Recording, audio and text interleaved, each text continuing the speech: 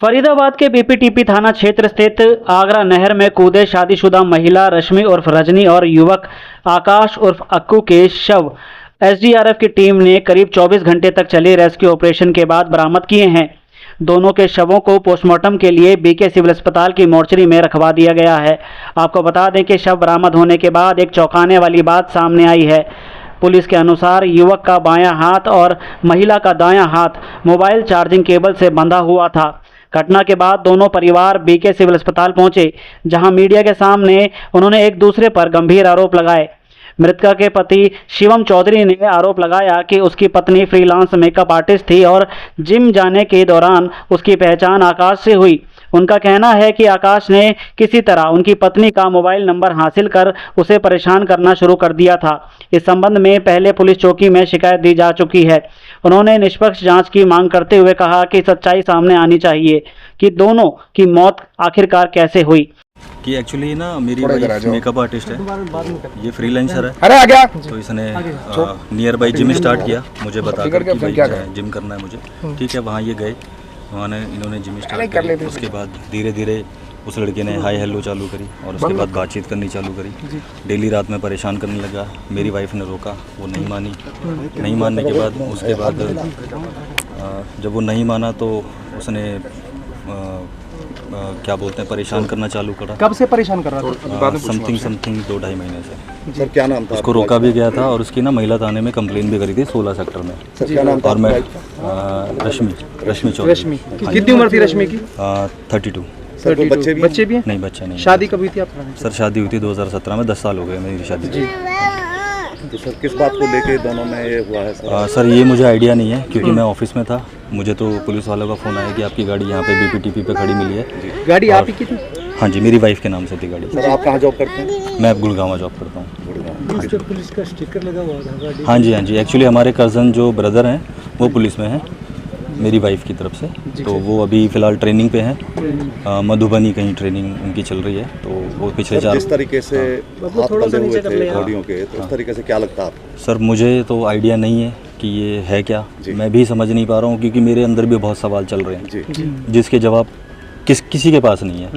अब वो जांच में ही पता लगेगा कि क्या निकल कर आता है सामने। जब परेशान करता था तो कभी आप लोगों ने लड़का पक्ष से बातचीत नहीं की?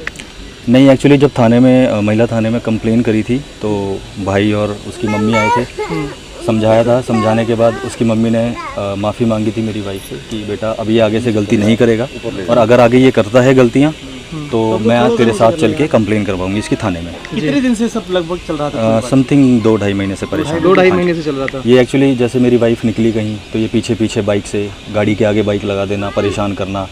मैं भी चलूंगा, जबरदस्ती बैठ जाना गाड़ी में, मतलब बिल्कुल ही टॉर्चर कर रखा था बहुत। क्या नाम था? कभी आपकी वाइफ ने आपसे नहीं बताया मुझे कोई लड़का परेशान करता है इस तरीके की बात? सर मुझे जब पता लगा था तो हमने कंप्लेन करी थी महिला थाने में। उन्होंने बोला था कि बेटा अगर ये नहीं मानता है समझाने के बाद तो इसके खिलाफ यानी उस समय माफी मांग ली गई थी। युवक का अक्कू नाम था। कहाँ का रहने वाला था ये? एतमादपुर गाँव। कुछ दिन पहले आपके मकान पे गया था कि झगड़ा? हाँ जी। ये इसने एक्चुअली ड्रिंक कर रखी थी, मुझे उसी दिन पता लगा था। इसने ड्रिंक कर रखी थी और ये घर पे आ गया था तो घर में कैमरे लगे थे सीसीटीवी जिसमें कि ये दिख गया बाहर। पूरा नाम क्या था लड़के का? मुझे अक्कू नाम पता है, बाकी पूरा नाम नहीं। वाइफ के टच में कैसे आया ये? मतलब ये एक्चुअली जिम करते थे तो वहाँ पे लड़के ने हाय हेलो चालू करी और जैसे फ़ोन रखा रहता है जिम में, तो जैसे अब फ़ोन में किसी का भी फ़ोन आता है तो नंबर दिख ही जाता है, ऑलमोस्ट फ़ोटो भी दिख जाता है जी। मेरा फ़ोन अगर आता है तो मेरी वाइफ और मेरा फ़ोटो लगा हुआ है जी। तो शायद उस बिहार पे उसने नंबर देखा और वो अपने दिमाग में डाल के और अक्कू के एक जीजा हैं, वो आरोप लगा रहे हैं, कह रहे हैं लड़की पक्ष वालों ने ही ये सब किया है, उन्हीं की मिली भगत से। नहीं जी, मैं एक्चुअली वो तो आप लोगों के ऊपर ही देखो जी, पुलिस वाले छानबीन कर रहे हैं, मैं तो था ही नहीं, मुझे भी खबर मिली है, मैं तो ऑफिस में था। मैं तो उसको मार के बांध के फेंक के और जिस दिन ये घटना हुई थी उस समय आपकी पत्नी से बात हुई थी? नहीं, मेरी बात नहीं हो पाई थी। एक्चुअली मैं ऑफिस में बिजी था काम में, तो मेरी बात नहीं हो पाई थी।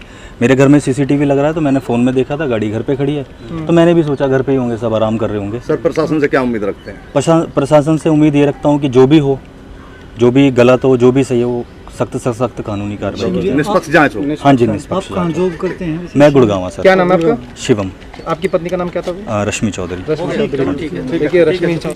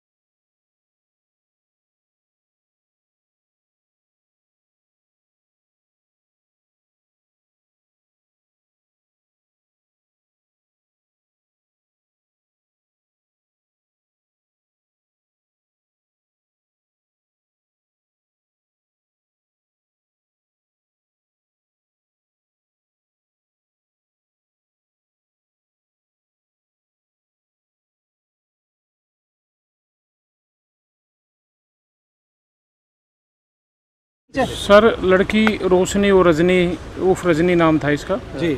और लड़का आकाश था। ये 11 तारीख को शाम के समय नहर के अंदर गिर गए थे। इस बारे में सूचना मिलने के बाद पुलिस द्वारा अपनी रेगुलर कार्रवाई की गई थी। ठीक है, आसपास से इनके वारिसानों को पता किया, गाड़ी से भी इसके संपर्क से इनके परिजनों का पता किया गया। उसके बाद कल टीम द्वारा हमारी तलाश करने पर लड़का और लड़की दोनों मिल गए थे। जो लड़का और लड़की ने आपस में हाथ बंधे हुए थे, एक एक हाथ दोनों का बंधा हुआ था, जिसको मौका से डेड बॉडी को निकालकर पोस्टमार्टम के लिए बीकेएस फरीदाबाद रखवाया गया है। जो प्रथम दृष्टि से पूछताछ पे संपर्क आया कि जो लड़का आकाश है वो किसी जिम में ट्रेनर के रूप में काम करता था, और वहीं पर ये लड़की जो रश्मि उर्फ रजनी है वो भी 2-3 साल से वहाँ अपनी प्रैक्टिस के लिए आती थी।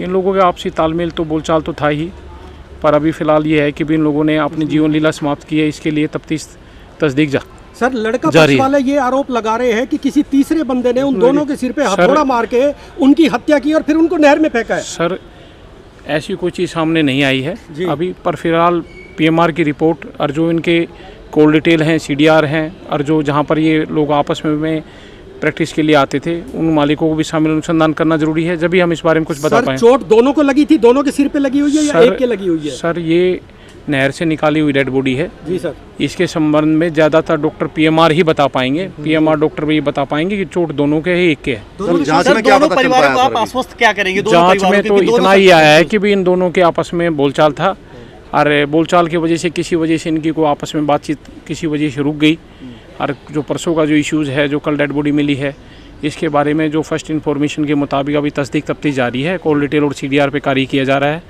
और जो इनका कुल सोशल मीडिया अकाउंट्स है उनके बारे में भी काम किया जा रहा है। लड़की मैरिड थी और लड़का अनमैरिड था सर? लड़की मैरिड थी, लड़का अनमैरिड था। ठीक है, लड़की की 10 साल से शादी हो चुकी थी। फिलहाल वो किसी अपने कार्य में व्यस्त रहती थी। लड़का भी अपने यहाँ पर प्रैक्टिस के अलावा कहीं भी जॉब करता है। लड़की कहाँ के रहने वाले हैं? लड़का अपने एतमादपुर के पास का रहने वाला है, लड़की अपने यहाँ अपने सेक्टर 31 में है। दोनों की डेड बॉडी बता रहे बंधी हुई मिली थी सर, दोनों का एक एक हाथ बंधा हुआ था। ठीक है, अभी पीएमआर की रिपोर्ट आने के बाद जब हम क्लियर कुछ बता पाएंगे। सर इन दोनों के परिजनों ने क्या कोई रिपोर्ट कराई? फिलहाल इस मामले में कई सवाल अभी भी अनुत्तरित हैं। क्या यह आत्महत्या थी या फिर किसी साजिश का हिस्सा? इसका जवाब पोस्टमार्टम की रिपोर्ट आने के बाद ही पता चलेगा।